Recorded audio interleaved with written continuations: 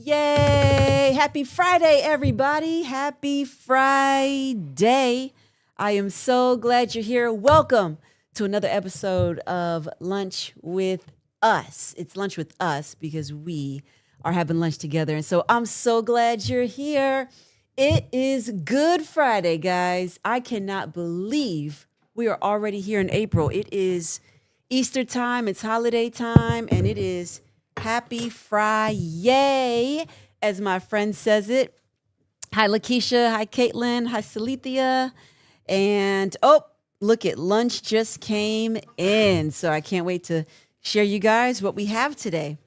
So, hey guys, how are you? What are you guys doing on Good Friday? Thank you so much. I appreciate that. Thank you. These are just twists. I did them this morning. My hair is still wet. That's what I was doing. I got up this morning and said, I got to get this hair done. And so I just twisted it up, washed it, and said, we're going to be fresh today. And we're going to have a nice lunch together. So, happy Good Friday, guys. I want to know, where are we chiming in from today? Where we're at. Start putting them in. I want to say hey to you. You just got done with your workout. Nice. And I was supposed to do that this morning, and I chose fixing this hair so that I could be presentable for you guys. Thank you, Lakeisha. Thank you, Susie Mesa. Thank you. I appreciate it. Thank you, guys. I love it. Struggling through this work day. Oh, my goodness. Hopefully it gets better. It gets better. Thank you, thank you, thank you. All right, Trinidad, Ivorn, I love it. I love seeing you guys here. Gainesville, Florida. Hey, Jew crew. Plano. Rodney, you know what? I'm glad. You're right down the street. Jacksonville, Florida. Killeen, Texas. Yes, right down the road. I have one of my relatives, my brother that actually brought here from Jamaica. He moved to Killeen, Texas. I know it's like military town. Houston, Texas. I see you. Malaysia? Really, Malaysia? Come through, Malaysia. Hobbs, New Mexico, straight out of Compton. I love it. Euless, Texas, dealing with the babies. Okay, I love you too. About to get ready to spend time with my sister and daughter. I love that. Fort Myers, Florida, Arlington, Texas, Cape Town, South Africa. Thank you so much for joining. I love it. I love my South Africans. Please, I know you guys are in your bed, so it's spend nighttime with us today. I love it. Cibolo, Texas, UK. Eva, I see you. Frisco, Prairieville, Louisiana. I love it. Tampa, Fairbanks, Alaska. Daphne said, I was about to go to sleep, but I wanted to say hi. I'm so glad, Daphne, that you just said hey. And if you have to chime out, we love you. Want you to have a good night. So we're saying hello to you. On break with the patients in Sacramento. All right, Janetta. Poland. Chi-Chi is in Poland. That's right. I'm so glad you are. Guys, you guys, listen. Whether it's lunch here, it might be breakfast for you, or dinner, wherever you are, or in the middle of the night. Really, I do not take it for granted that you guys spend this time and stay up and want to join in. It melts my heart. St. Cloud, Florida, Clarksville, Tennessee. You're a military city. Yep, sounds like an invite to the Ross family picnic. Atlanta, Georgia, I see you. Thank you guys so much for chiming in. So, what are we having for lunch today? I am here, and I love your voice, Auntie Ju. Oh, it's 1 a.m. Sheesh. Thank you so much. They're bringing our tables in. 1 a.m. Listen, that's about the time that I am sometimes just getting started, doing some more work. That's like when my second wind kicks in. So I know that is late though. And so get you some really good rest. In St. Louis working. All right, I see you. I see you, Florida. I see another Trinidad and Tobago. Listen, my Caribbean family, I love y'all so much. And I can't wait to get back there. I've been trying to get to part of my hometown, which is Turks and Caicos, so that I can get my citizenship. And so I am looking to get that, and for the rest of our family, because, they were colonized by the British. And so you actually get 3 generations of your citizenship going. And so I want to make sure that we get that. So I'm working on it. I've been doing family history. I don't know if you guys are into that, But probably for the last 14 years, I have done deep into my family history and heritage, and found lots of things, talked with a lot of ancestors, and just doing as much as I can. And of course, my grandmother, so my mom's mom, was born in Turks and Caicos, moved to Haiti when she was about 2, lived there until she was about 14, then went to the Bahamas. They just kind of journeyed, had my mom in Nassau and the rest of her kids. And so, but because she was born there, my grandmother, my great grandmother was born there. We actually get, we actually can have, it's 3 generations down where you can actually get your citizenship. So I am very big into that. I'm very big into family culture and finding your history and just knowing your roots. I'm fascinated with that type of stuff. And so I've done all of the work, all of the paperwork, and literally they are just needing me to get over there and send them all the documents that I have. I've done every affidavit and everything. So I'm ready to do that. I'm like, Lord, just carve out a weekend for me to get to Turks. And so that I can, all I got to do is turn in the paperwork. So that's it. But 14 years of doing the history has been wonderful. Both my mother and father's side of the family. My father is Jamaican, as you guys know by now. So when I tell you I'm an island girl through and through. But I was born here. So my parents migrated here. And so, but I was born here in New York.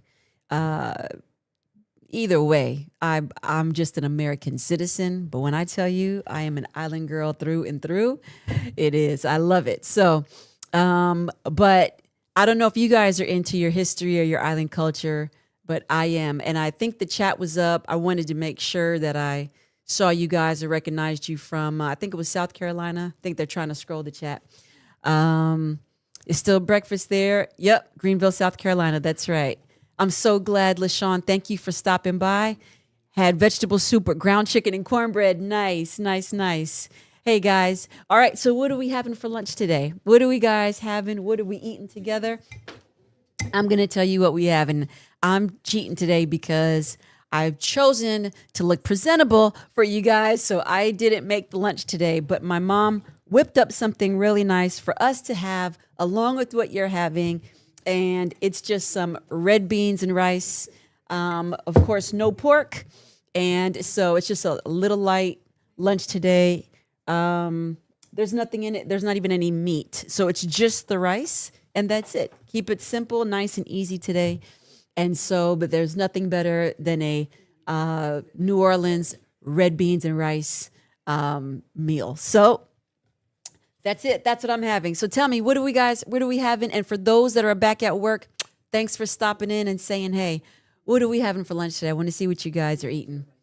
Can you guys scroll down so I can see? All right. Slowly, guys, slowly. Sushi today. I see you, Raven. Nice. I can enjoy cooked sushi. Cooked. It's got to be cooked. Baked sweet potatoes. Nice. We don't eat pork around here. Thank you so much, Vanette. I slept in, so I'm having breakfast. Cinnamon rolls and iced coffee. You know what? We almost had some cereal. Homemade pumpkin soup. Nice. I'm having provision smoke here and planting half of an avocado. Wait, slow down. That is so funny. A bottle of ginger ale is traditional Good Friday meal in Trinidad. Yes, nice. I'm coming to your house. You know what? Years ago growing up, can you scroll back down? Let me see. Who's in Trinidad? I want to say something really. Mika. Okay. So, of course, in the islands, a lot of them spend their food and their lunches together. They share their meals. So growing up when I was a kid, you guys would know this. So anybody from Trinidad and Tobago Sea, do you guys still drink it? There was a drink many years ago. Gosh, what was it called? Dandy Shandy or Shandy Dandy? It might have been Dandy Shandy.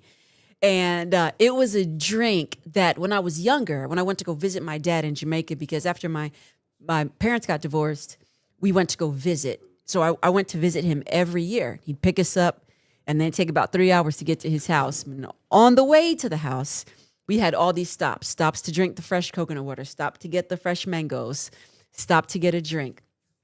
And one of the drinks, I mean, we were young, probably 13, 14, 15, 12, 12, 13, 14, 15, me and my sister. And he would stop and get us a drink called Dandy Shandy. And Dandy Shandy was literally 50% beer and then 50%, I think it was champagne soda or cream soda or ginger ale. It was kind of one of those. And when I tell you, I couldn't believe it. I don't like beer. I don't have a taste for it at all. But this is when I was younger. This was just a drink. It was just like you drunk a Coke or a Pepsi. And it was called Dandy Shandy. And when I tell you, it was so good. We absolutely loved it and drank it all the time. And so I don't know if you guys still have it. Let me know. All right, Elizabeth, you had tuna salad with low carb tortilla. Nice, very healthy. A chicken salad for lunch. Good job. Slow down, guys. Slow down.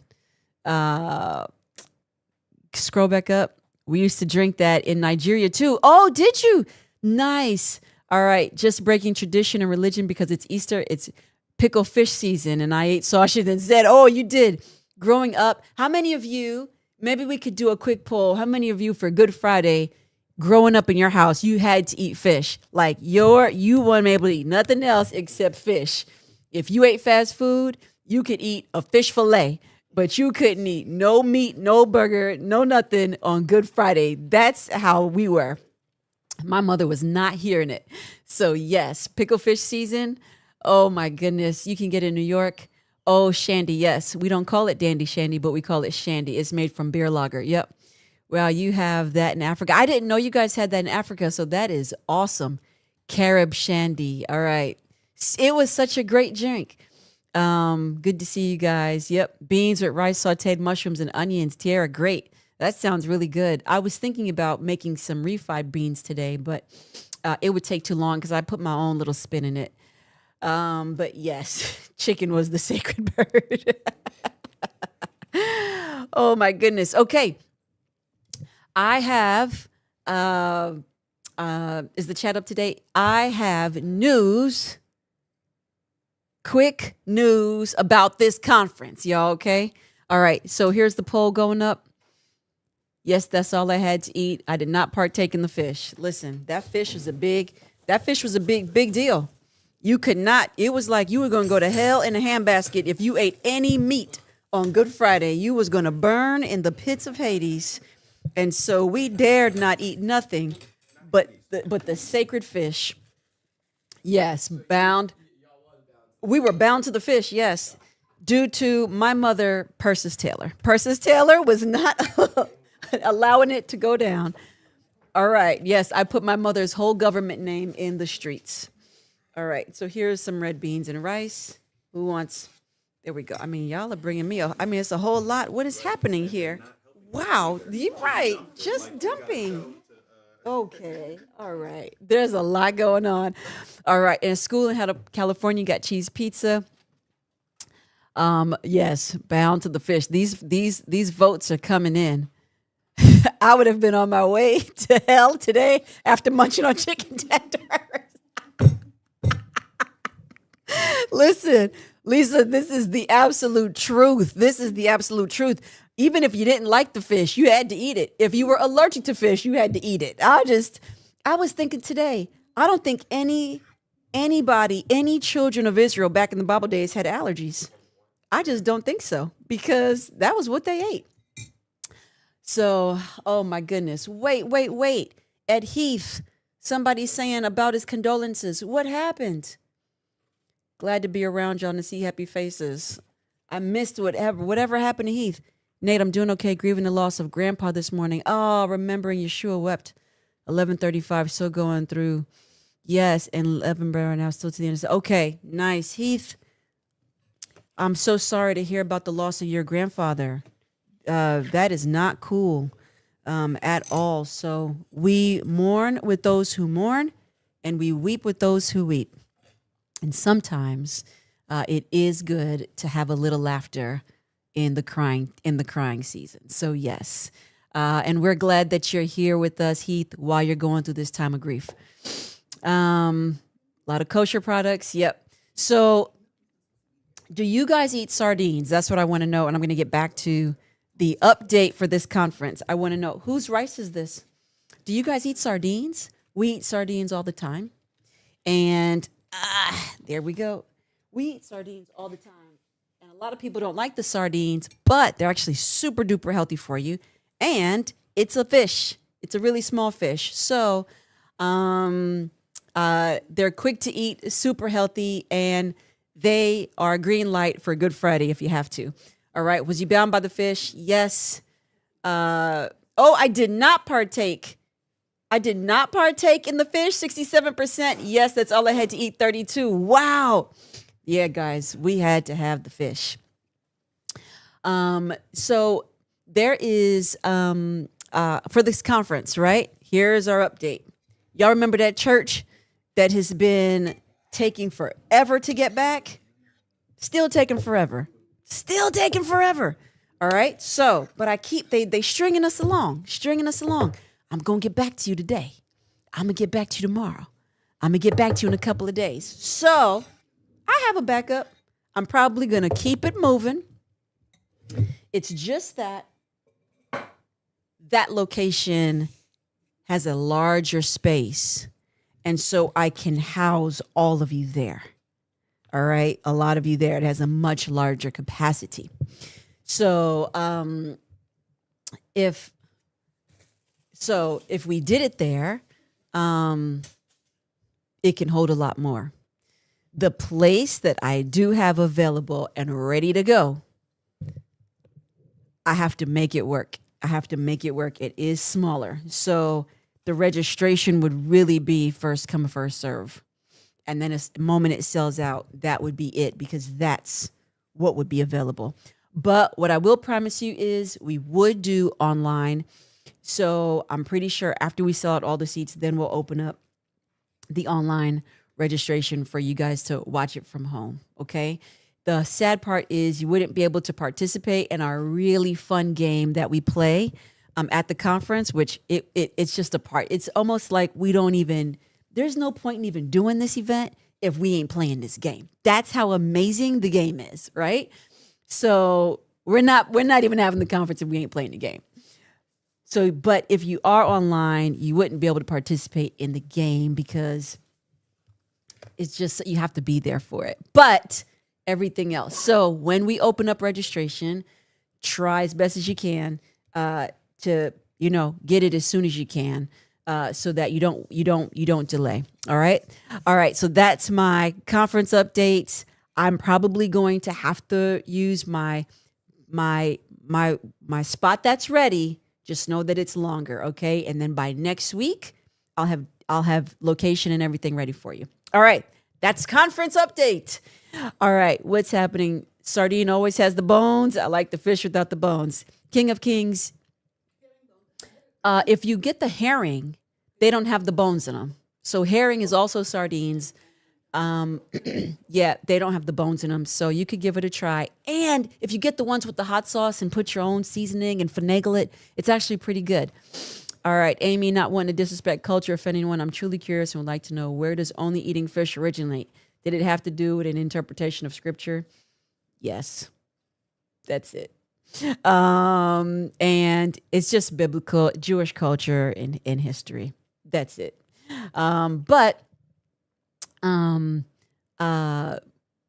There's certain things that we take. It's not something that is like a 10 commandment. Thou must only eat fish on Good Friday, right? So it's not a commandment for all, but it's just culture, Jewish culture. And that's okay.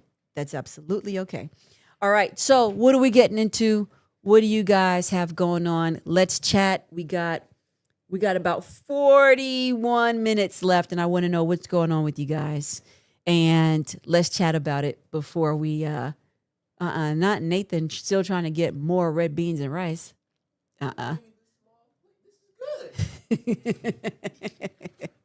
You guys have any questions today? Any comments? I'm going to eat this. Let's see how good this red beans and rice is.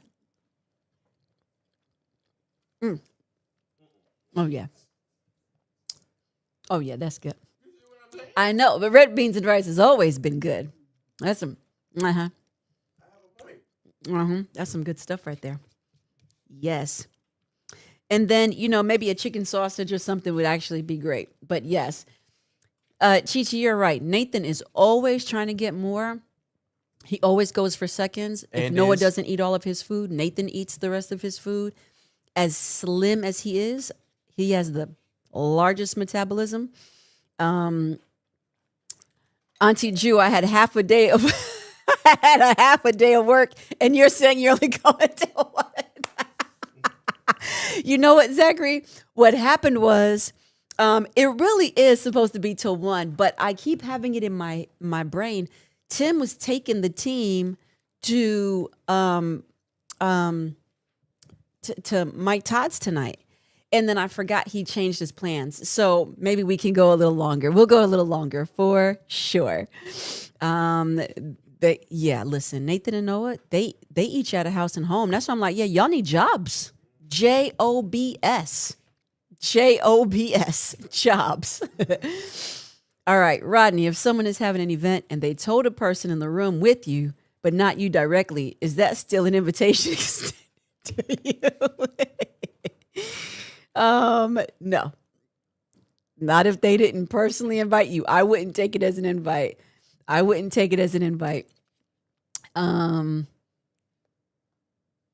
If they told a person in the room with you, but not directly you, no, I wouldn't assume. I would get clarity first.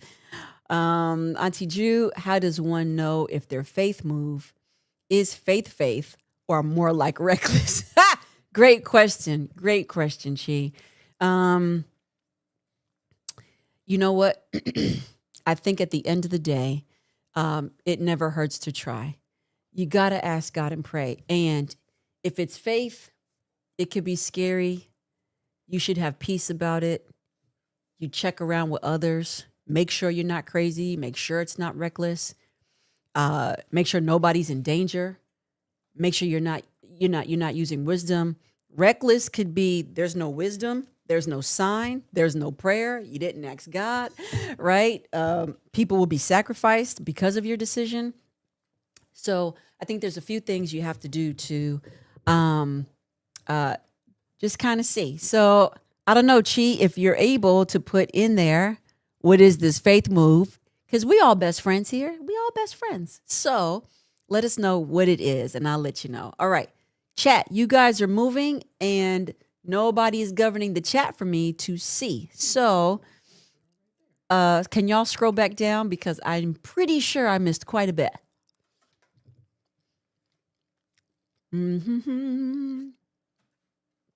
I think I ended at Chi-Chi.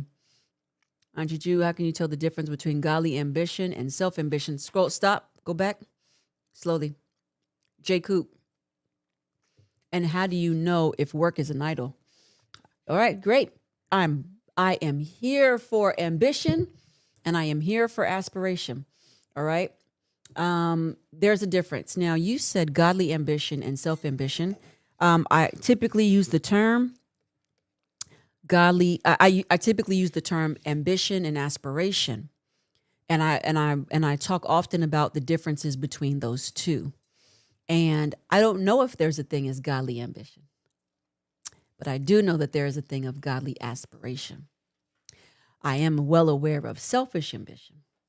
And so self-ambition is basically you feel like you have something pressed. There's a desire in your heart, and you are going to attain it at all cost, no matter who or what gets hurt or is a collateral damage in the process of your conquest.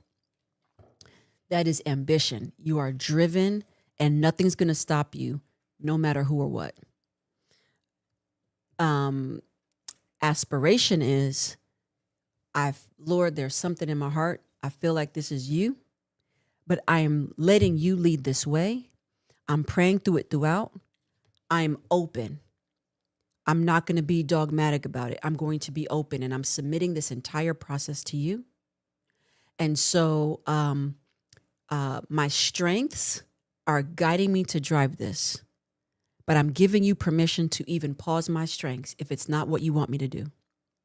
If you've given me the idea and the passion, I now need to trust you to give me the timing. If you've given me the idea and the passion, I'm now going to trust you to show me the when and the where. Is there anybody that you want me along on this journey?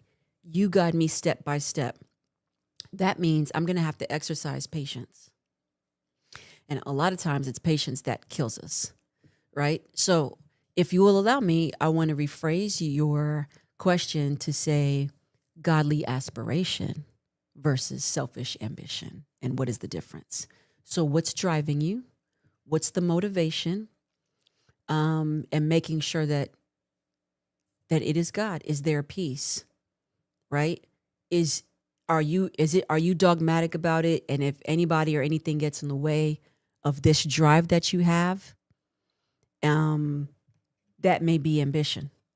But if you are submitted and humbled and patient, and you're praying through everything, and we're walking along, and you're open, and you have your gift or your dream like this for the Lord, that's aspiration, godly aspiration. All right? Hope that helps. Lisa, this is so random, but please pray for the bus driver. This dude has led us foot and twisting and turning. I may have missed what Lisa was saying. Marriage question: how do you honor your husband in the way that God sees him, and when he's not acting how I want him to? Sounds silly, but I really want to honor my spouse in those moments. Elizabeth, great question. Marriage is tough, and we honor our husband by respect, as we do. I don't know how you wanting him to act, so I don't know any more about what you're saying. So I don't know what he's doing that you don't like, that you disapprove of. What is he? Is it something that, is it you? Is it you and you're projecting it on him? I don't know. So Elizabeth, if you feel comfy, because we all best friends here, right? It's just us. We're just us. Could you give us a little bit more, and I'll come back to your question.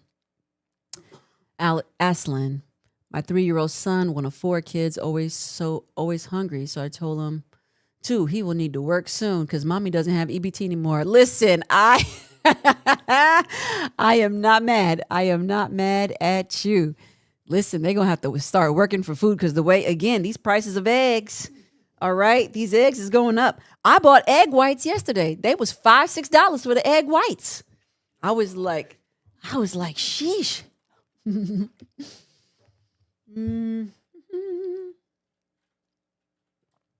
Did I miss anything else, guys, before you guys keep scrolling? All right. Yep, it doesn't sound silly at all. Shay T is about to make breakfast. Come through, Shay. Where are you at, Shay? I want to know. Can you speak about masking? Are you talking to me, Samantha? Masking what? Is that Sam from Mentor You? Hi, Sam. You know what? That is Sam from Mentor You. Sam, you have not been in any of my sessions. Where have you been? Where have you been? I've actually been looking for you. And then I started feeling some kind of way. I said, you know what? This was like 3 days ago. I said, Sam hasn't come in any of my mentoring sessions. So then I started to make sure I didn't feel offended. I had to guard my heart. No, Sam, I'm proud of you, and I'm so glad you're in the chat. Please don't mind me. I'm only joking. I'm so glad you're in the platform. Did I miss her question?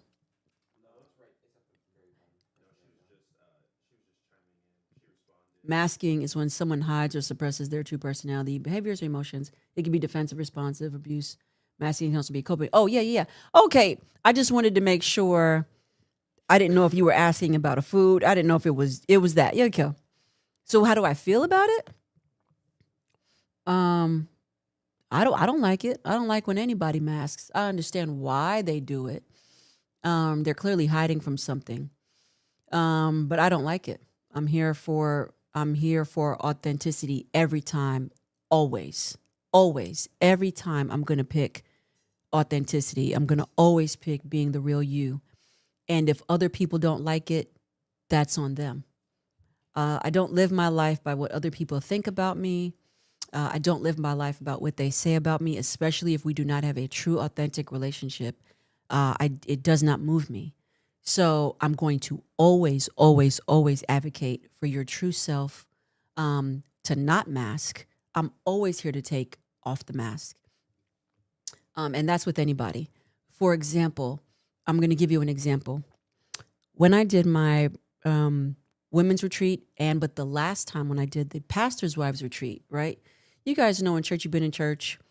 A lot of people forget, even not just church, people present all the time. They want to put their best foot forward.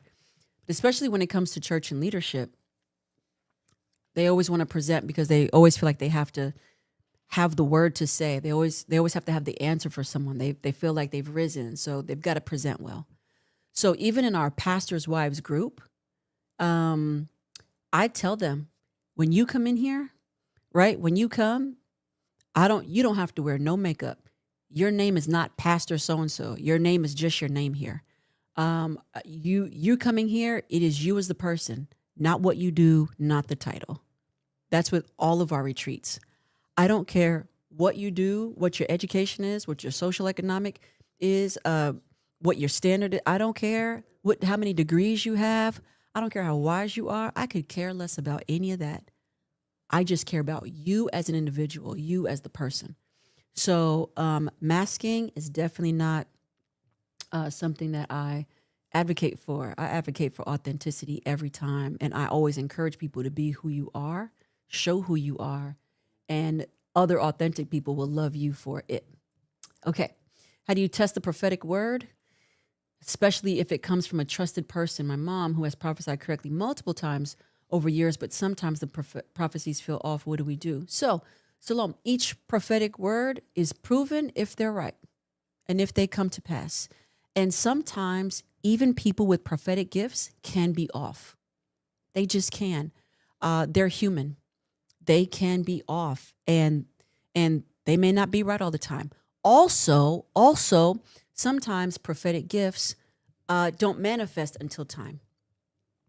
Okay, so sometimes there could be a word that it may not actually happen until years down the line. For example, when Samuel anointed David to be king, he was still young. He anointed him to be king and said, "You're going to be king over Israel." But that prophetic word didn't actually manifest until many, many years later. And so, but the seed was in there. And he held that seed and he nurtured it, and he still went on about his business. He went right back to herding that sheep. But the seed that was planted in. But certain things have to grow into maturity. So that was Samuel prophesying over David. Okay, that took time. There are some prophetic words that happen same day, happen right now. Some prophetic words that happen 24 hours, 48 hours. Okay, there are words that happen like that, and sometimes we could be off. And I think a lot of times we don't talk about that part. So the moment that a person that has a gift, we end up slapping a title on them that they're prophets, right? And then the moment we slap that title on them, and I'm not saying this is what you've done to your mom, but I'm just saying overall in general, this is what we do. Now we expect almost everything that comes out of their mouth to be spot on. But we're all human. And sometimes we could have just ate something bad last night, right? Sometimes we could have just missed it. And we really thought it was something, but it was off. A prophetic word will be known if it comes to pass, if it's true, right? And so you test it and you pray into it. Another time, a lot of prophetic words should be something that is confirmed in your spirit anyway. It should be something that the Lord had already been speaking to you about. And so it's just confirming something that was in there. There are some of those words, right? And so it just takes time to see it. It doesn't mean that your mom is always off. It doesn't mean that your mom is never going to be right again, or maybe there's none of that. But I don't know the full situation. I don't know the full word, and maybe it's not time for it to come to pass yet, right? Or this time she could have missed it, and it shouldn't cause a damper on her gift. All right.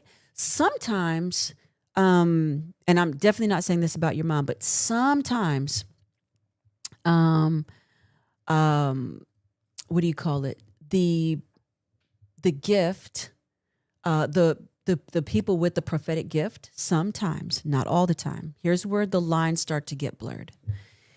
Is you have to be very careful when you have a gifting that is in the prophetic, because your human side can blur and it turn into manipulation, where you are saying things that isn't under the unction of the Holy Spirit, but it's what you want the person to do. And you're saying that it's God. That's just a lie and a manipulation. And I've seen that happen too. That's why we have to make sure, guys, that we are staying connected to the one, because we have to have discernment. A prophetic word should be affirming and confirming. At times, a prophetic word can be convicting. At times, but not all the time. Every prophetic word shouldn't be a rebuke. That could just be a person sitting on a soapbox. Okay? So there are things that we need to be discerning and look out for. And there are people that also create an atmosphere where people can be off. What I mean by that is sometimes people are just so itchy to hear a word from God. They call them itching ears. You ever hear that term? They're itchy. They just want to, what does God say now? What is God saying to you? What is God saying to you about me? What is God saying next?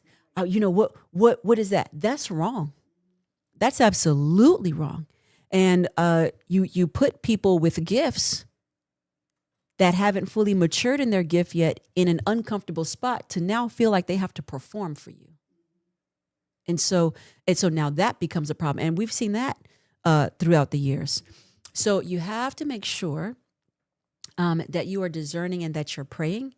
Prophetic words should be affirming, encouraging, and they should also be something that resonates with what God has already told you.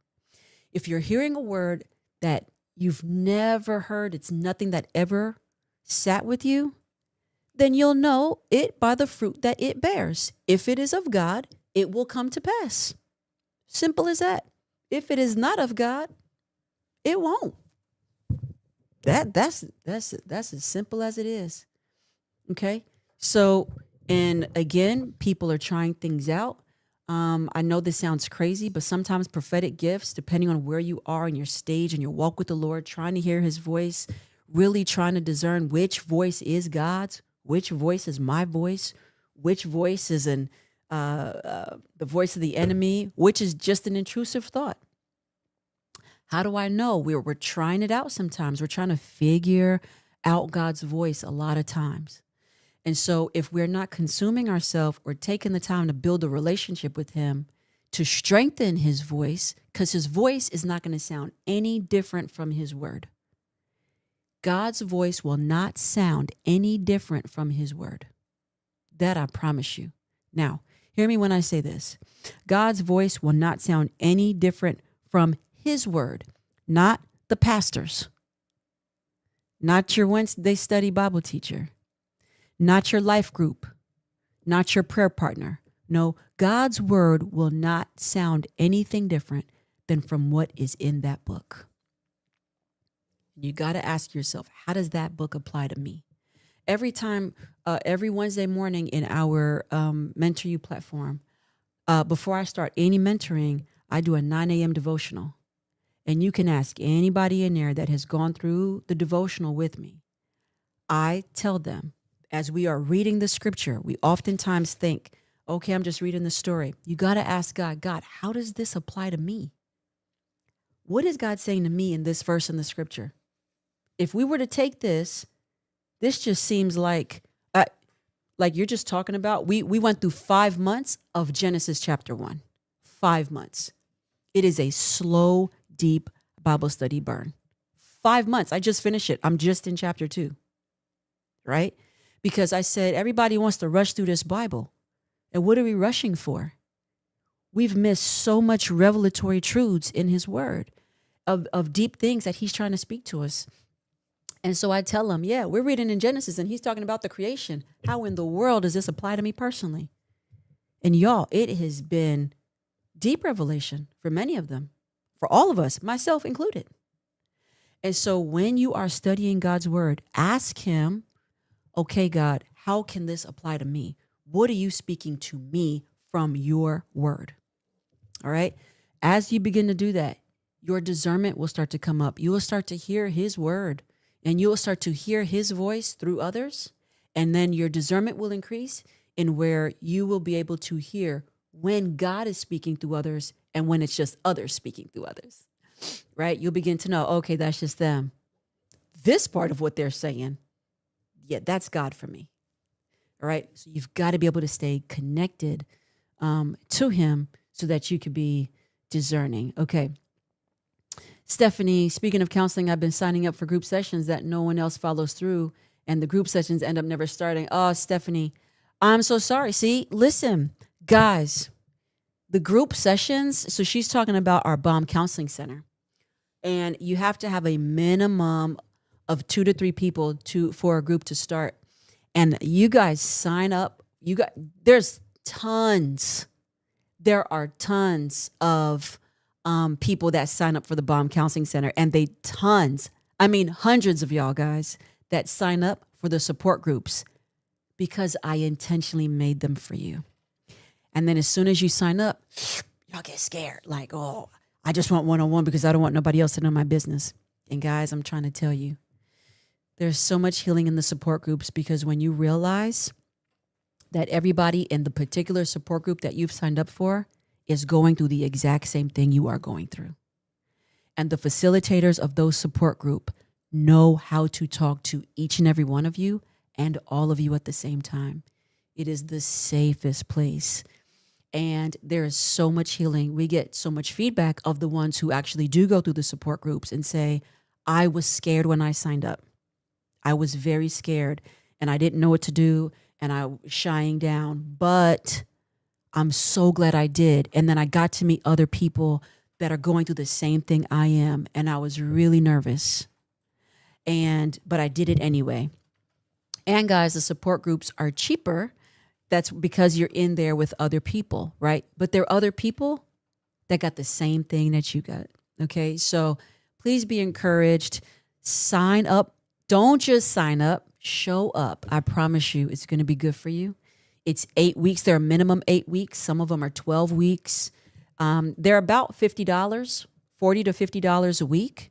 There's payment plans for them. So if you guys get paid like every 2 weeks, then you would just pay your $80, right? Every 2 weeks. You can work out the payment plans with them. Just talk to the facilitators, but they're there for you. And I trust me that you're not in there by yourself. And I want you to know it debunks the lie of the enemy. The reason why I have a lot of support groups is because the first thing, it defeats the lie of the enemy that says you're by yourself, you're not alone, no one knows what you're going through, you're the only one going through this, no one understands you. Have you guys ever heard of that? Yeah, those are the intrusive thoughts there. And it's a lie. And so when you get into the support group, all the other people that you're meeting are just as nervous as you are. And our facilitators are so great at just bringing everybody down, calming everything. All right. We do free consultations for the support groups. All right. So you guys, you have access there. Show up. Don't be scared. Don't be scared. Be courageous. This is where you got to be bold. All right. And get the help and freedom that you need. There are so many options out there, guys. There's one-on-ones, but there are support groups. And when you realize you're not the only one and you look at somebody else, you're like, I felt the same way. I was thinking the same thing. And then you guys connect, and then the facilitators get to facilitate that. It's a sweet harmony. I promise you it is. So sign up, guys, and go to your support groups. That's what they're there for. Okay. Heath, yes. Yeah, pivot. There's a pivot. Okay. Yep.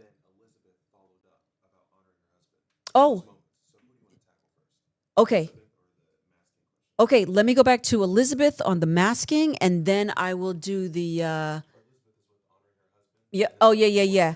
Yeah, okay, Elizabeth, let me answer your thing on on your husband, and then you guys can get back to the thing on the masking. So I'll keep answering that. Okay, Elizabeth, hi, Jew. How do I honor him when I know he could be seeking God more and showing leadership initiative? How do I take a step back and function out of my godly feminine and let him lead me? Oh, this is so good. Let me take a little bite on this real quick, Elizabeth. All right.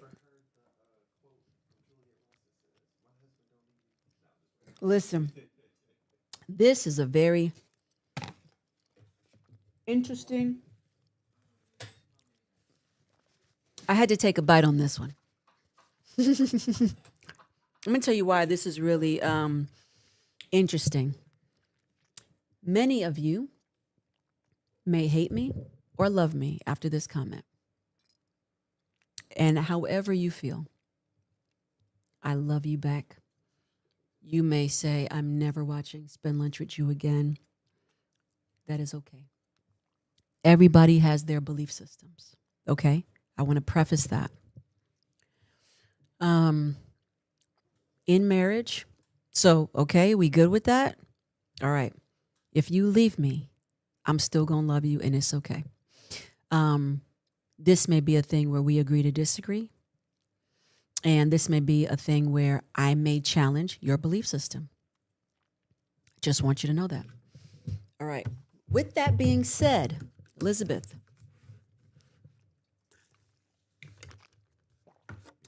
you may tighten up. You may tighten up with what I'm going to say, and many others of you. The suspense is the suspense is killing everybody in the room here. Many women have this sort of expectation when they get married that the man is to take charge and lead and do everything, and then what he says we just follow and do. And I find that concept and that thought very interesting. For me, as a person who has never had that sort of mindset or belief system, simply because I personally have been walking with the Lord a very long time in my life. And so I have heard the word of the Lord for my life. He has led me way before I even married Tim.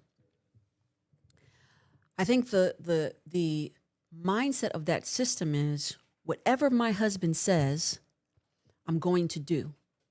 And I want him to lead and just take the ownership of everything.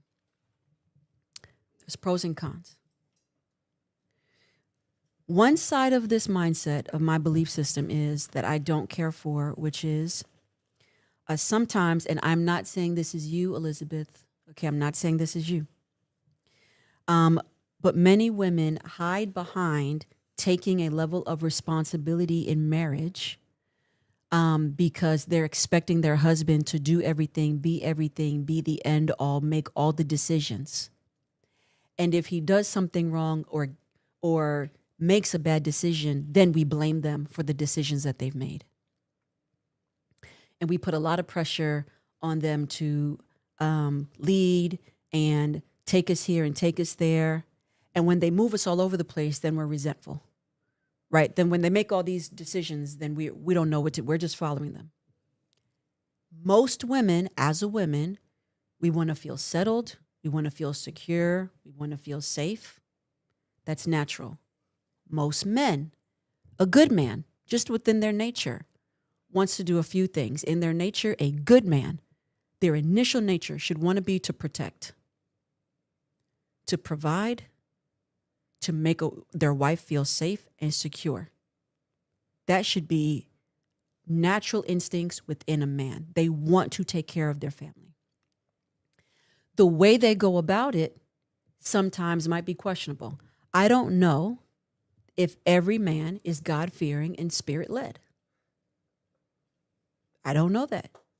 So if we are depending on a spouse that may or may not be spirit-led, then what are we expecting him to lead us in? Right? Every relationship is going to look different. So, in a sense where the woman doesn't feel like the man is leading the way he should, that's probably because he's still trying to figure it out. What I don't like is sometimes we feel like the man is just supposed to know everything. And he just may not know everything at every time.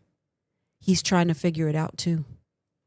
And he's trying to make decisions. He's trying to do things to keep y'all protected, provided, secure.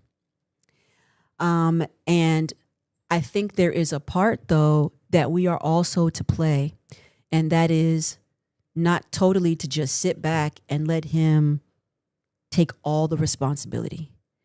There needs to be a partnership and a we're doing this together. Adam and Eve governed that garden together. They did it together. They did it together. They just did everything together. And I think we miss kind of part of that. I think sometimes as wives, we don't want to take the responsibility because it's easier to blame. Well, if he makes a wrong move, he did it. He's leading. He brought us here. Yeah, but were you praying too? Did he make a decision that you felt may have not been right and say, hey, can we pray about that together? There are some decisions that Tim has made that I was like, I don't think that's what we're supposed to do. And we would go back and forth. He respects me enough to be like, okay, babe, let's just pray into that. And I respect him enough to say, honey, if there were decisions that he made, you know what? I trust the God in you. If there have been many times he said, hey, babe, I feel like the Lord is doing this. And at times I didn't question it. Absolutely. Because my spirit was at peace with it immediately. I feel like this is what the Lord is telling me to do. And then I would think, baby, go for it. It's not anything that puts us all at risk. Go and do. Then there have been other times that he has been like, I just feel like I need to do this and this is the Lord. And I'm like, I don't know about that. We need to check on that, right? Because what I wasn't going to do was if I did feel something that wasn't right, let him go on and do it and then just be like, see, look what you did. Look what you did. But I didn't take responsibility for my part. We are to walk together, right? So I honored him that way. He honors me that way. We do this together. We parent together. We are married together. I told somebody just the other day, the concept of when women get married and this whole concept of leading, it's almost like him taking my hand and dragging me along. But it's like, guys, we have a personal relationship with the Lord too. Like we can hear him ourselves as well. And as we are in our space hearing from God and our spouse is in our space hearing from God and we come together, then we're in agreement. Let's go this direction. I was telling somebody the other day that when you're dating somebody, when you're just dating, you have your own independent lives and you're dating and you get to know this person and y'all are praying together to figure this out. Y'all are praying together to be like, hey, do I want to be with you? Do you want to be with me? Yep. What am I feeling? Okay. You're going to counseling. Is this the Lord? Is that the Lord? Okay, great. I want to be with this person. But when you're dating, you're not letting the other person lead you. Y'all are in the relationship together, figuring it out and making it work together. And sometimes I don't understand when we get married, it's all of a sudden now I relinquish all control. I relinquish everything. And then now he takes total control, right? So it's a very interesting dynamic. And then if they're not taking control in the way that we expect them to, then that's a communication thing. So I know this is a really long answer, but there's just a lot deeper thing to dig deep, a deeper way to dig into based on mindsets and belief systems. All right. So we still honor him because we respect him. Right. And he could be seeking God more, but maybe he is. Maybe he is in his own way, right? We don't know where his heart stands. He could have lost his way. He could have gotten tired. He could have gotten fatigued. When a lot of women put 100% expectation on their husbands, it brings them a level of stress that we don't then consider. How are you feeling? How are you doing? Right? It brings them a level of stress to provide, to put food on the table, to make you feel secure, to make you feel safe. Sometimes in the man, am I doing everything right? Sometimes the man feels like, am I doing all the things I'm supposed to do to make sure my wife is feeling this way? Now, husbands, and for men out there in the chat, you can let me know if I'm wrong. But there's not one good man that I know that their priority for their family is not to protect them, make sure they're provided for, to make sure that they're feeling safe. Sometimes for them, that can get hard. Plus, they need to be in a good marriage. They need to be making sure that they're loving their wife and submitting to God and doing all these things, right? Which is great. And we don't always go back and check on them. How are you? And letting them know, I am great. We're doing fine. You're doing a great job, honey. How can I help? How can I support you? So we need to check in, encourage them, instead of assuming that he is, if you don't feel like he's showing any sort of anything, if he's just sort of being a bump on the log, then we need to start having conversation. Hey, honey, how are you? Let's be curious about why. Let's be curious about what has happened. Is he tired? Is he mentally drained? Is he worn down? Is something happening at work? How is he feeling?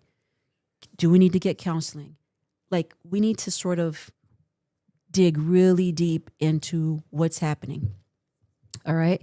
What is going on in his heart and his mind?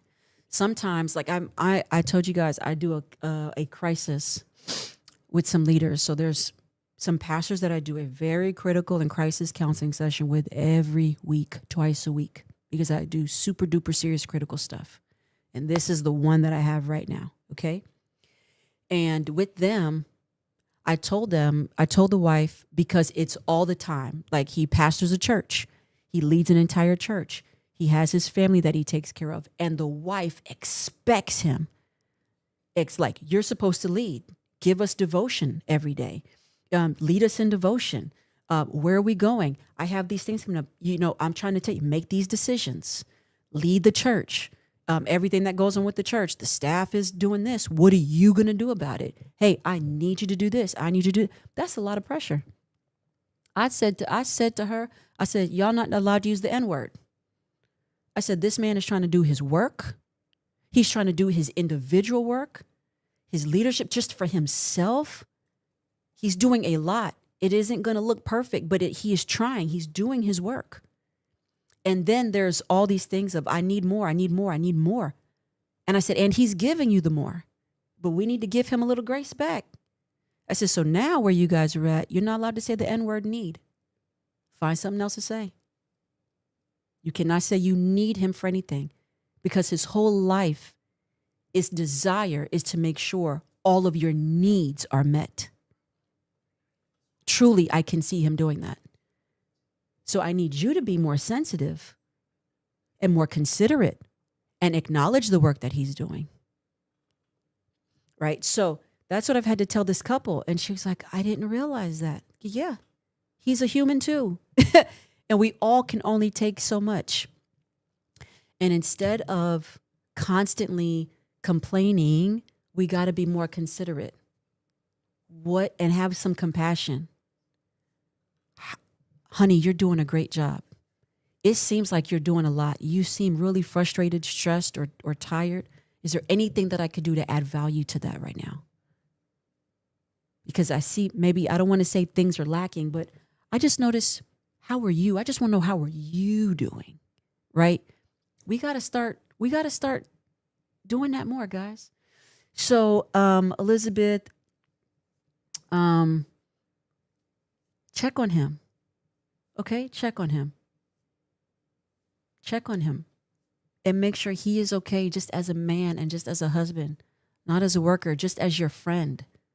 All right? And so don't always look at it as, he's not leading. He's trying to do the best that he can to be a husband. and for all of us. All right. So I want to just make sure that we kind of understand where each other are. We stop complaining about the things that we're facing all the time and consider that they're probably facing something too that's different from what we're facing. And let's be more compassionate to one another and just simply be curious and ask. Just check on them. Okay. Heath, am I going to Heath now? Back to masking. Can you mask while grieving and not know it? Honestly asking, I know grieving is a long process and it repeats until it can heal. Yeah, you can. You can mask, Heath. It could be something simple like somebody asking you, hey, Heath, how are you? And you could be really sad on the inside and really hurt and broken. And you say, oh, I'm good. I'm good. Yeah, I'm good. Thanks for asking. Well, then that's just a lie, right? You could just simply say, I'm not doing good. That's the authentic you. I'm not doing good. I'm grieving and I'm broken and I'm hurting. So if you could remember, just at least pray for me, I would really appreciate that, right? A lot of times we want to pass off, like, especially in grief, Heath, about having strength and being strong. And, you hear when you lose somebody, oh, I just got to be strong for the family. They're dependent on me. Or I got to be strong for my kids. And it's like, no, you don't. That's a lie. They got to show that you're human, right? Like you don't get to be, you have to show that I can't be strong in every area. And what is strength? Strength is me being able to safely express my feelings. All right. So when you're grieving and you want to cry, cry. If you're grieving and you're sad and you're angry, just say, man, I'm really angry. I hate it. I hate that my grandfather is gone. I hate that he died today. I loved him. We were really close. My heart is broken. I am broken. Like, that's okay. Say that. Hey, daddy's not good, or honey, I'm not good. I'm not good. I know I probably should go get some help, but I don't feel like it right now. But I am aware and I will. Right? So healthy grieving is talking it out. Healthy grieving is just being honest, right? And what we don't want to do, though, is allow the grief to consume us. Now we're going in the lines of it's taking us over and we're going into deep depression. No, right? So get into some support groups. Get into a place of counseling. Listen, what do I do? We grieve because we love, right? We're grieving because we love that person. So it's a sign of love. All right? That's what it is. I know many people that they didn't grieve when their loved one died. That's because they was ready for them jokers to go. Is that bad to say? Ain't shed one tear. Heath ain't shed one tear. You hear me? Threw a party. Went to the funeral to make sure them jokers was dead. Okay, so there's those, right? That ain't grief, that's joy, right? But when you grieve, you love. Okay, you love. And you make sure that it doesn't consume you. So you grieve healthy, and grieving healthy is expressing where you are at all times and knowing that it's okay and knowing that you're going to cry and let those tears out because your body needs to heal. Okay? Be angry. Be frustrated. Be happy. Go through all the emotions, and that's how you can grieve healthy. If you need more than that, get you in a support group. Talk it out, but always talk about where you are. No one's going to judge you. Okay? Hopefully that helps. And again, Heath, I'm so sorry you lost your grandfather, and it's going to be time, right? And it's going to stink. I'm going to let you know, it's going to stink around his birthday. It's going to stink around any moments that you've had. It's going to not feel good. If there are things that y'all did together, holidays are not going to be fun. They're just not. And it's how you choose to honor him, right? So you could honor him, or whoever is grieving. You can honor them by doing things that they enjoyed doing, right? Doing it in remembrance of him, and say, oh, Grandpa would have loved this, and doing that. I'm not saying that it changes anything. It just helps. And then over time, it will lighten up. Does not mean you're not going to miss them. But over time, the intensity shouldn't be as dire as it is currently. So hopefully that helps you. Okay. Crystal, am I looking at Crystal? I've been struggling with smoking. I live with people who smoke and it's quite hard not to be around it. And I end up taking it without realizing. Feel like in order to stop, I have to move out and or completely isolate myself. Great. So would you happen to have any suggestions on what to do or how to break the habit without restricting others or having to leave the house? So great question, Crystal. And thank you for sharing that. Anytime when there is a habit there or an addiction, it will require personal change, right? So we can't change what other people are going to do, but you can change what you can do. I'm not saying that you have to move out. I don't know what your living situations are, but for you, Crystal, it would need to be some level of discipline that you would need to enact. So if it is something that you want to do, find things that help you stop smoking and take it in stages, right? So do something that will take the taste away. What could you do instead of smoking? I'm not a smoker, Crystal. My dad was a smoker and I hated it. I can't even stand the smell of smoke from me. So I didn't like being around him when he smoked. But I know others who did, and they chewed gum. They did like a nicotine patch. They did something to sort of supplement. Now that's one thing. The other thing I'm going to say, hopefully supersedes that prior suggestion, is just for you, Crystal, right? I would love for you to stop and make you the most important reason to stop. I don't know if you have children or not, but your health is at stake, right? There are really long-term lasting effects of what smoking can do. My dad died of cancer massively in part to his smoking and his drinking and never doing anything about it. So and I'm talking about my biological dad, he definitely died of that. So I'm pretty sure his lungs was black as tar. And at the end of the day, your own personal health is worth it. If nothing else, your own personal health is worth it. No matter what anybody else is doing, I would love for you to love you more, love yourself more, to quit, to actually stay disciplined and make up your mind and say, I'm going to do this. And then every day that you don't take a cigarette, I want you to celebrate that day, right? Like, it is hard. It's going to be a hard thing. And when you feel that craving, is there something that you can do to supplement the cigarette intake? So I know part of it is habit. For many people I've talked to, and even my dad, it's the burn, right? They like the burn. Some people need that hand to mouth motion. That's actually what's addicting that they like, right? Some of it is the inhale. All right. So whatever it is for you, it could just be the conversation or the social connection that you get with others who smoke. There are many reasons why people smoke. So I don't know necessarily what it is for you per se. But I would want you to know that the ramifications of it is harsh, and you'll know that it is an addictive nature. And if we are the temple of the Holy Spirit, let's work towards being a pure temple as best as we can. So try, Crystal, when you feel the craving come on of the hand motion or the burn or the social community, try something else.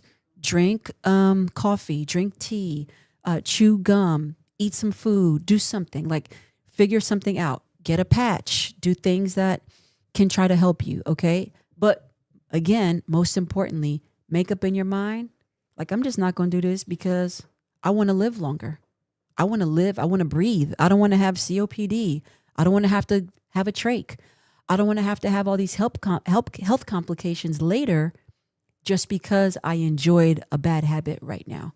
So hopefully that helps. And thank you, Crystal, for sharing that. I do have a daughter. I live with her father and his parents recently. And it definitely gets hand and mouth burning feel. Yep, I've stopped multiple times before, but keep relapsing. Yep, I get it, Crystal. And do it for your daughter, right? Do it for yourself first, and then think about your daughter. And what what are we causing her? And if she's around it. A lot of people actually get sick from the secondhand smoke, believe it or not. You can get sick and get very ill from inhaling the secondhand in the atmosphere part of the smoke of the cigarette. But for you, I want you to think when you stop, like make it permanent. And when you feel that relapse come along, run, call somebody, do something, right? If you see somebody in the temptation of smoking and they're offering you that cigarette, girl, run the other way. Just run really fast and be like, no, all right? Just scream at them, point at them, no, all right? Do that. Make them feel really uncomfortable and get out of Dodge. And I know that's probably funny, but if it takes that, I'd rather you do it for you, for your sake, your health, and the health of your daughter. Run the other way. That's what we tell people that are being tempted to sleep with some girl that they ain't supposed to be sleeping with, or some guy that they ain't supposed to be sleeping with, or married, and somebody's tempting them, and we be like, run away, call, phone a friend, do everything, because it'll try to get you. It'll try to get you. Okay. Hi, Ju. My 30-year-old told me last night that he doesn't see the point of living anymore, and he's doing everything he can from slitting his wrist. Elizabeth, sheesh. My gosh. I tried to encourage him, but he has a rebuttal for every encourage. He won't go to counseling, and he don't want to get on meds. How do I help him, especially when I failed him as a mom? Whoa, Elizabeth. Why do you feel like you failed him as a mom? Like, that's a big thing to say, right? There's no manual that comes with this. We're trying to raise other humans and people, right? And we may not always get it right, but we try and we do the best that we can, right? So you can't fault yourself for trying. And maybe you think, oh, you don't know what I've done or how I've been. I don't know. But you probably did what you knew to do at the time. Did she say anything else? Yeah, Elizabeth, I don't want you to feel like I wonder why you feel like you failed him as a mom. And then you said especially. Would you mind typing in more? He told me last night that I failed him. Elizabeth, did he say why or how? Did he say anything more? Because now that's a blame.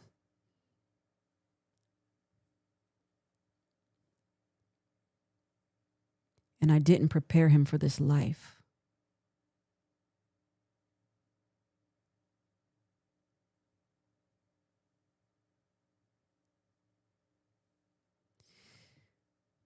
Elizabeth, you know,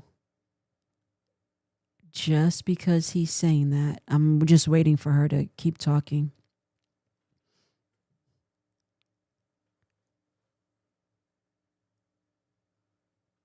I'm curious, Elizabeth, if you're able to keep typing.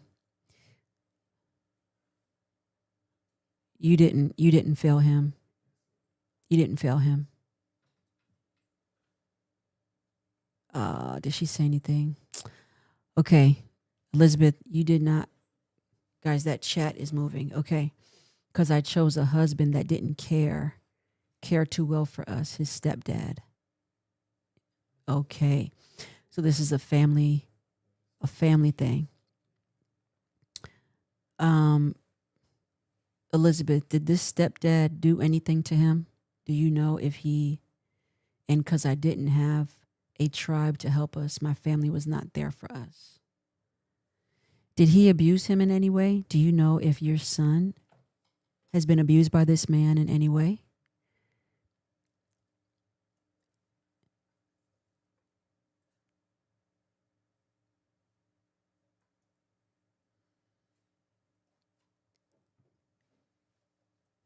I'll get to you in a minute, Heavens.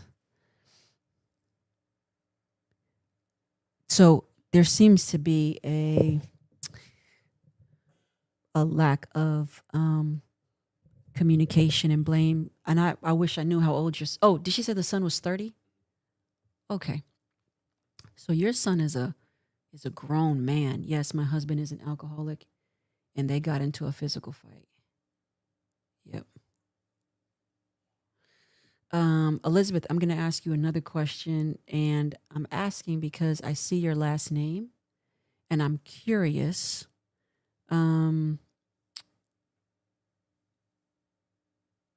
What is your nationality? And what is the culture? Was it a choice? Were you able to choose? Was there something that happened to his what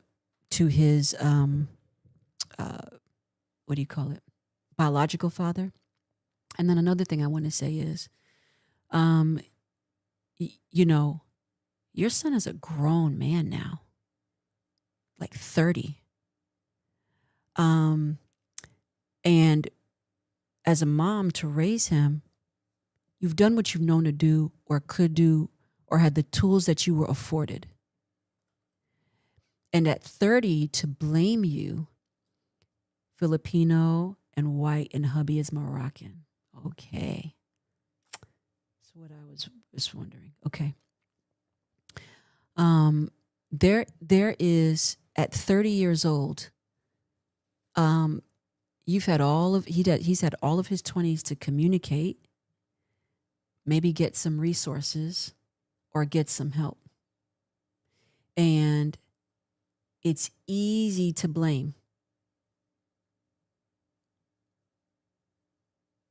It's easy to blame the mom for the decisions. It's easy to blame. When the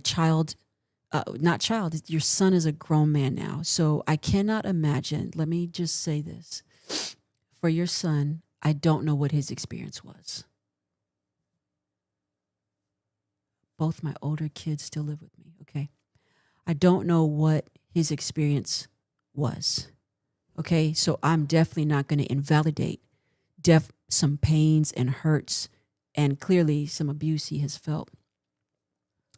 And I don't know what mental, because I have a daughter who is bipolar and he's had to help her with episodes. Yeah. So, and I don't know what the journey it has been for you. I don't know what in this relationship you've had. I don't know what type of man, what was it about this man you married? If he changed over time, I don't know. I don't know a fuller story. But I do know that sometimes we can be manipulative when we haven't done our work. And your son now being 30, he has every right, rhyme, and reason to make adult decisions. He can make adult decisions for his own. He doesn't have to be in the house. He doesn't have to be there. He can move out. He's been able to from some time now. So it seems like he's put up with some things longer than he's needed to, but he blames you for it. Now, if you have a daughter that's disabled and bipolar, she needs some help too. It seems like there's a lot of things going on in the family. And is there a way, there's certain things. He's going to have to find his way. And what I mean by that is, if somebody is going to do that out of blame and you're not there and you're not around, it's not your fault. He is a grown adult at this point.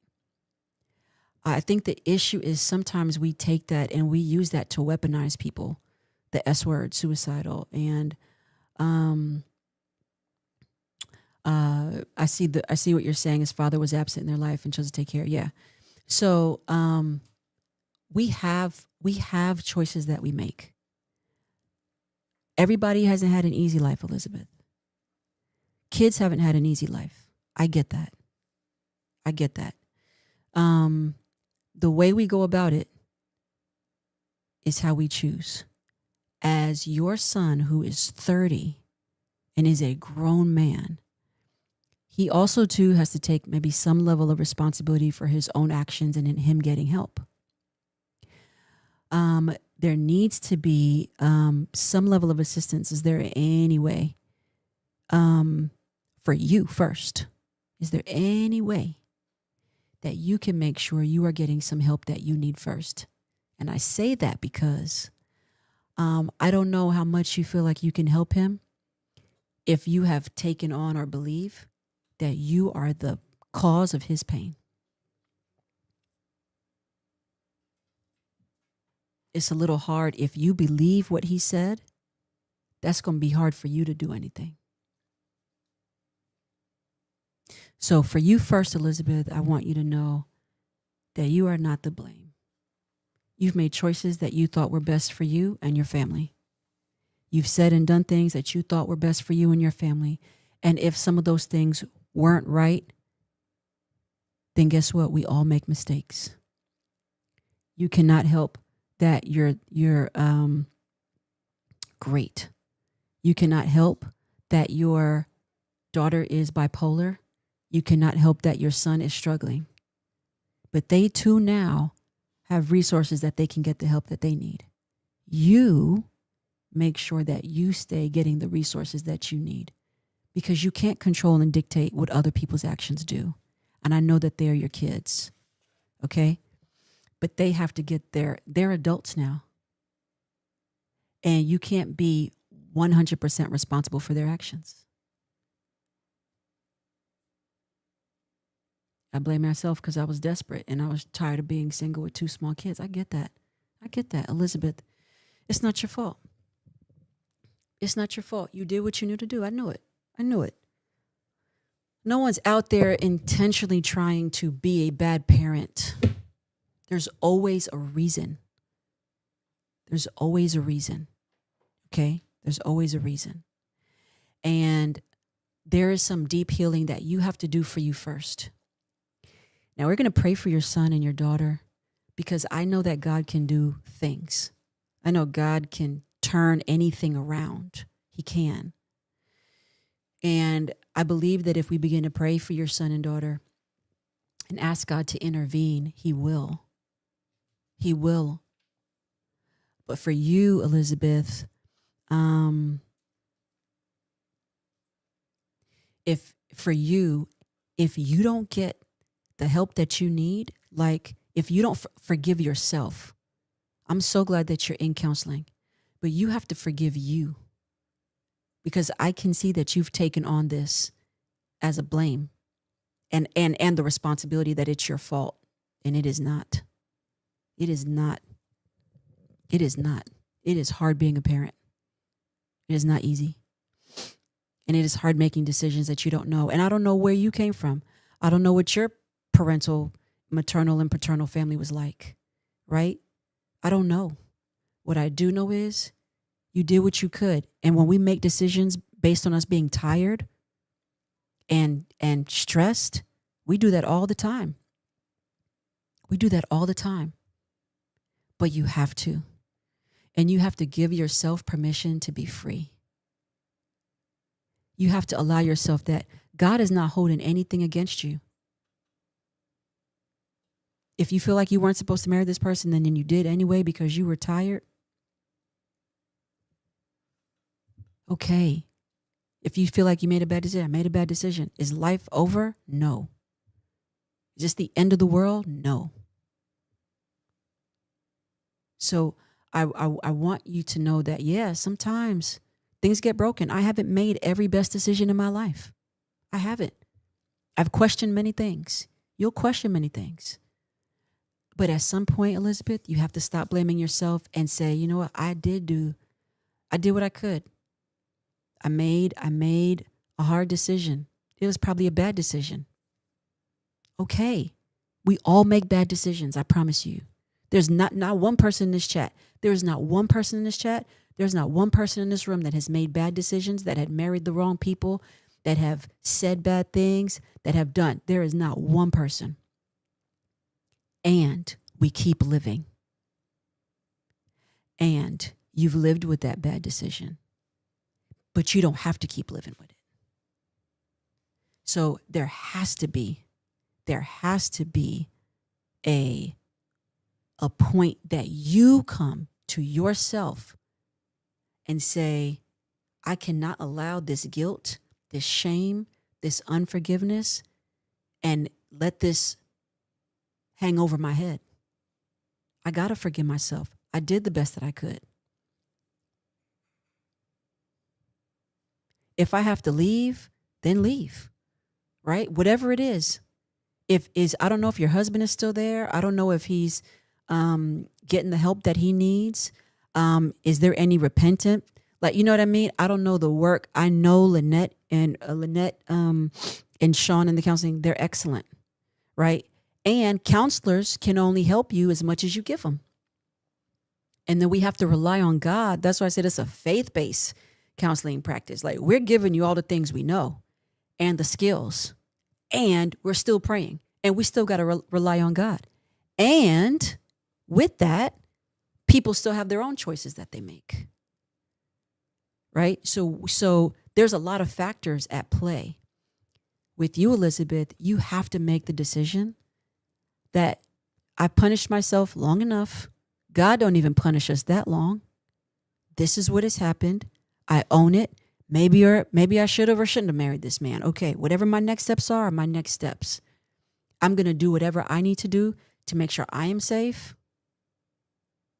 And if I need to apologize to my kids, I made some decisions. If I need to just be honest and transparent with them, can we have a talk? I made some bad decisions, or I've made decisions that I was in a different headspace before. I'm now in a better headspace. Now I'm working through my stuff. I would hope that you could forgive me. Life didn't turn out the way I expected it to or I wanted it to. I was simply trying to make a better life. I thought if I married somebody, we could have a better, wholesome family unit than just me struggling trying to raise you by myself.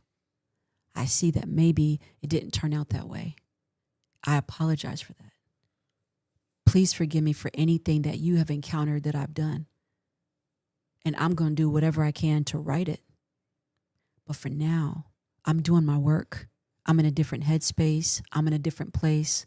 I'm trying to move on from my own. And I encourage you, son, to do the same.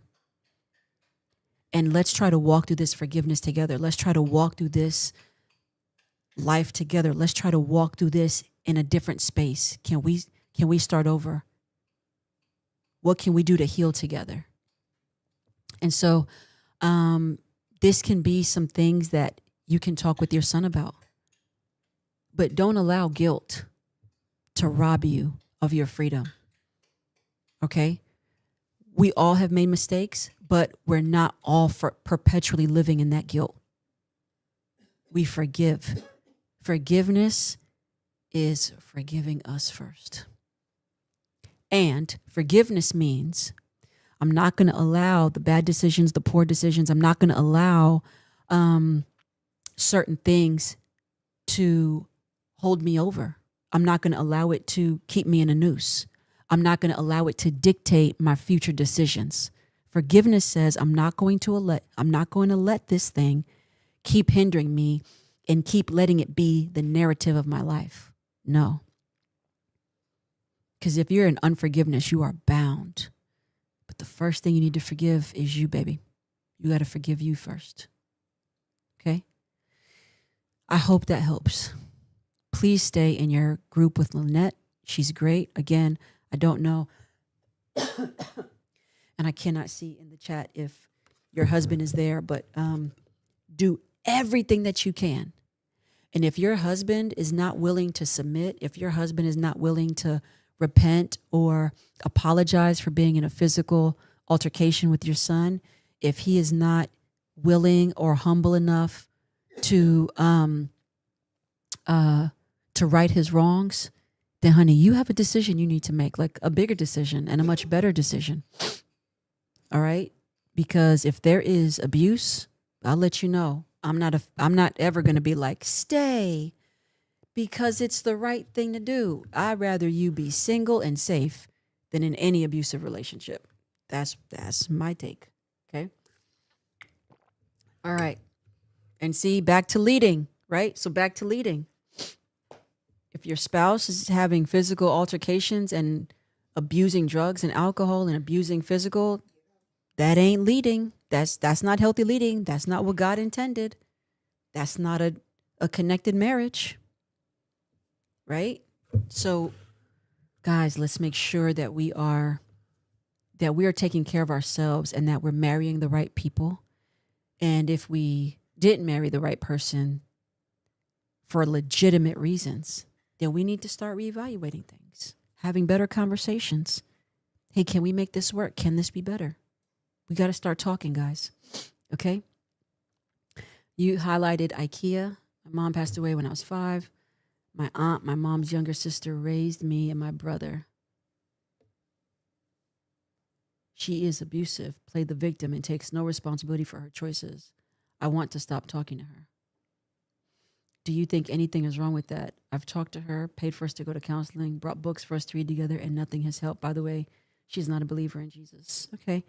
IKEA, how old are you now? Are you like an adult? Are you able to be on your own? Because there can be healthy boundaries. And so we can thank God for the role she played in our life. There can be a thank you for what you've done raising us. And now that we're an adult, we can put up healthy boundaries. And there is nothing wrong with that. And you can check on her, and that could be it. So healthy boundaries. So if you're able and old enough to move out or be on your own, then you should. You know what I mean? Or if you're old enough to be, if you're old enough to do that, then healthy boundaries are vital. Okay.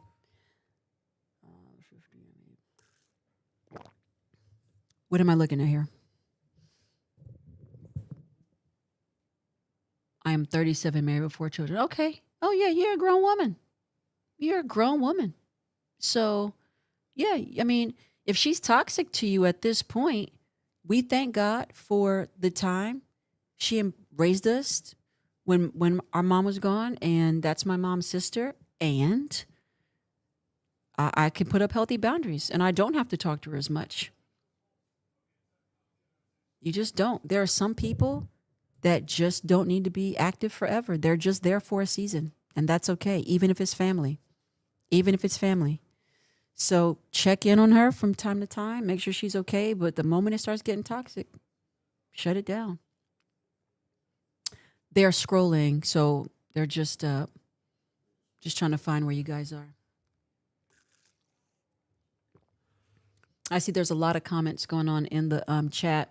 They're scrolling, so I can't see them all, but I hope you feel encouraged, Elizabeth, and the other young lady. I'm so sorry. Was it Ibis? IKEA. Okay. Little Jimmy says, how do you help someone with alcoholism but not feel like you're judging? How do you see beyond their struggles with alcohol when they read the word and believe in God, but no transformation or change? Part 2. Uh-huh.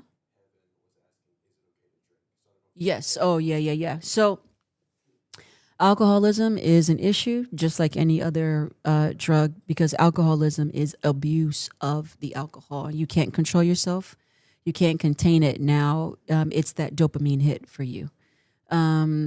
So let's talk about the word judging. I was talking to somebody the other day, and I think we victimize that word all the time, not feeling like you're judging them. Everybody wants to victimize that word. You're judging. Well, yeah, you're supposed to judge things. When you go into the grocery store, you judge the fruit. You don't go in there and buy bad fruit. You look at that fruit. You examine that fruit. You want to make sure it's good. If it's moldy, you're not going to buy that fruit. You are judging that fruit, right? So there are certain things that need a judgment. If you commit a crime and you go to court, guess what? You are going to get judged for your crime, okay? You're going to get evaluated. You're going to get looked at. In a court, in order to execute that judge, you are supposed to have a holistic, they're going to get all the stories, all the testimonies in. They're going to hear a well-rounded, as best as they can, supportive testimonies to see how to effectively sentence you or judge you based on your crimes. So judging is not a bad thing. We're supposed to judge. The Bible says you will know them by what? The fruit that they bear. Okay, how do I know them by the fruit that they bear? I got to judge the fruit. I got to see how they're doing based on what they're saying.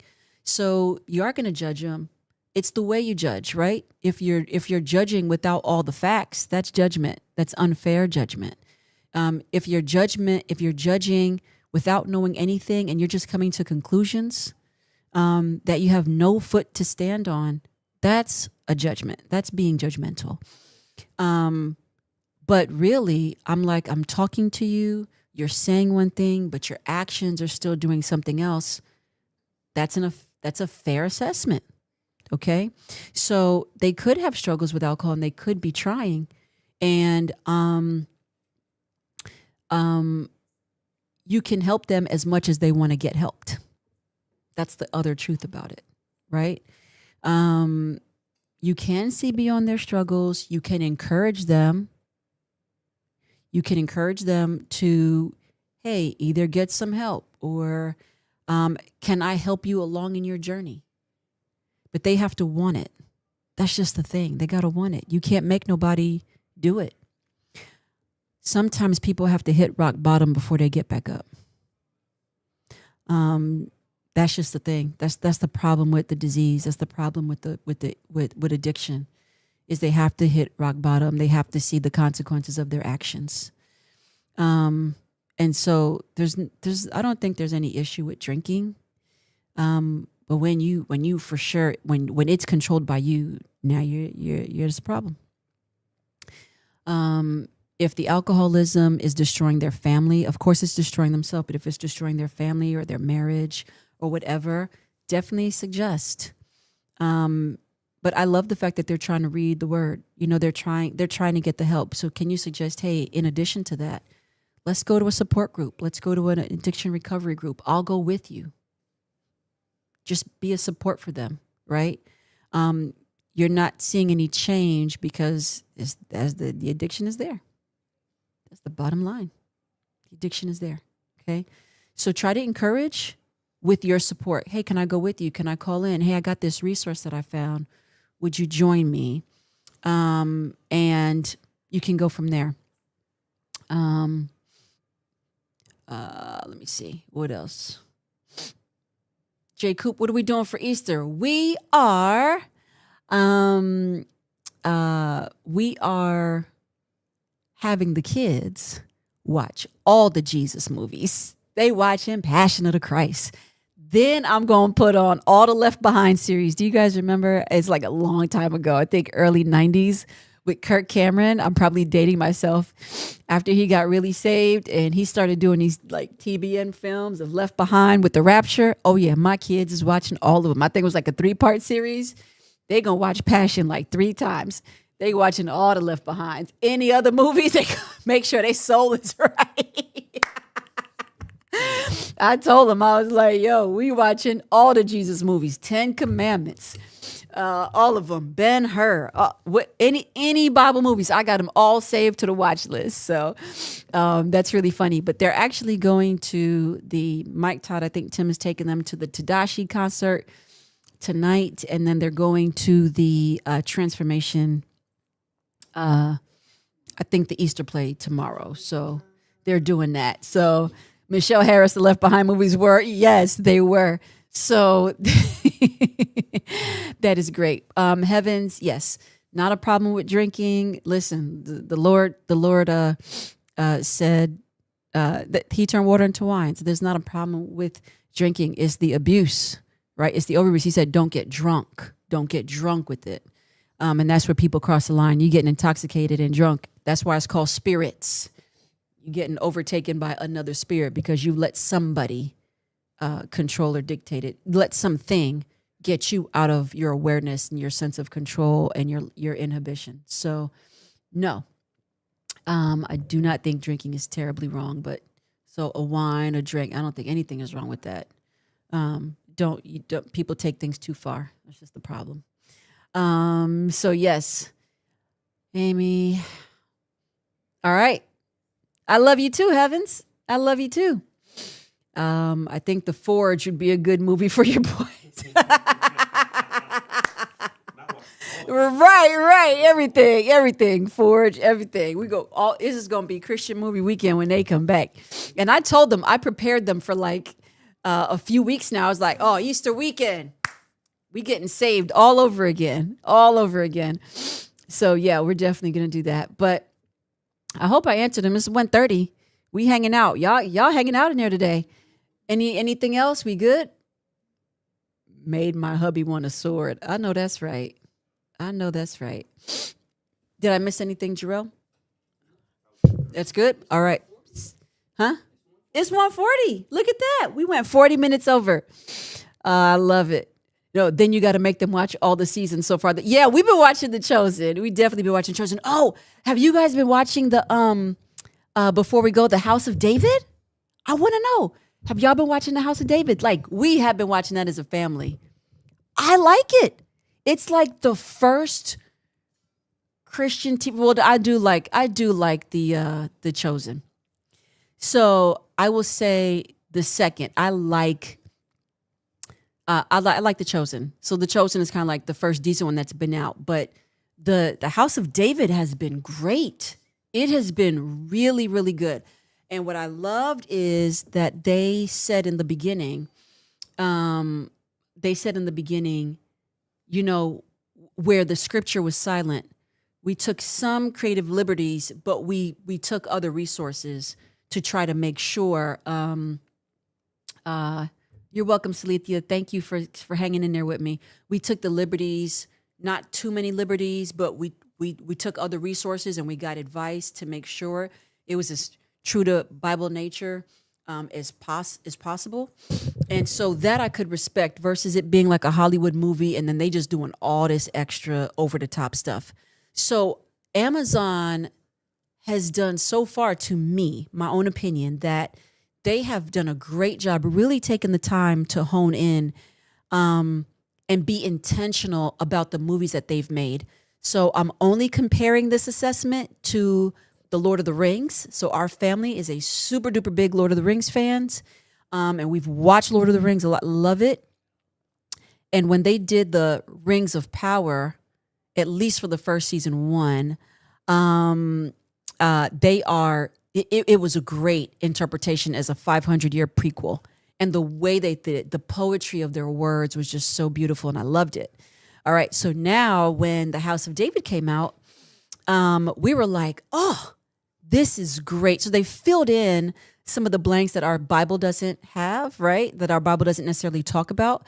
But they probably went and studied some Hebrew Bibles and Hebrew books and just historical documents in order to fill in those gaps, which is great. And so I am enjoying it a lot. And you might see one or two things that were like, but then it's not a big deal. So I really, really, really, really liked House of David, and like we cannot wait for the next season to come out. And when I have time, like super late at night, I will binge watch something when I have time. But other than that, Elizabeth, I love the Left Behind movie. That is so funny. But yes, that's what we are watching. We finished House of David, and it is now we got to find some other good ones. So I hope Amazon keeps coming out with that. Like I really hope that they do the full life of David. Like that would be really, really great. Okay, that's it. NBC had a TV show about David and Goliath called Kings years ago. I wished it kept going. Really, David? Was it good? And is it on any platform right now? I love that Left Behind movie. Yeah, I don't know. I've never heard of it. All right, guys. Well, listen, it is 1:44 and you guys have hung out with me. I am so grateful for you. Hopefully our time today was good. I'm sure some of the stuff was hard. I'm sure some of the conversations was long, and that's okay, right? We're here to talk about all the things. And I love you guys. Happy Resurrection Sunday. Happy Good Friday. Happy Easter. Happy all the things. I love you all so much. Thank you for spending the time, the absolute time, your dinner, your lunch, your late nights, your breakfast. I appreciate it. You could be doing anything else in the world and you chose to spend it with me. And so I love you. I thank you. I appreciate you. All right. And I pray that you guys have an amazing weekend. Make it great. All right. Lay hands on all your kids. Lay hands on yourself. Make sure everybody's good. Get them saved all over again. All right. Have an amazing weekend. I love you. We are signing out. And until next Friday, be good. I love you guys. Signing off.